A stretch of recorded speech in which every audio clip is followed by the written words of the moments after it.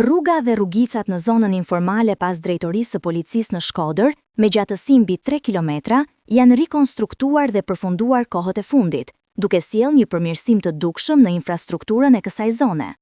Megjithatë, një problem serioz ka dalë në pah menjëherë pas përfundimit të punimeve. Në disa segmente të rrugës, shtyllat elektrike janë lënë në vendin e tyre të mëparshëm, duke bllokuar pjesërisht qarkullimin e automjeteve dhe duke krijuar rrezik për aksidente.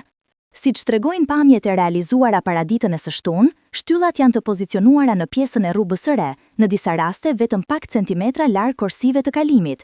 Kjo situatë tregon mungesën e koordinimit ndërmjet institucioneve përgjegjëse, pasi zhvendosja e këtyre shtyllave duhej të ishte bërë nga OSHE e Shkodër përpara nisjes së punimeve të rikonstruksionit.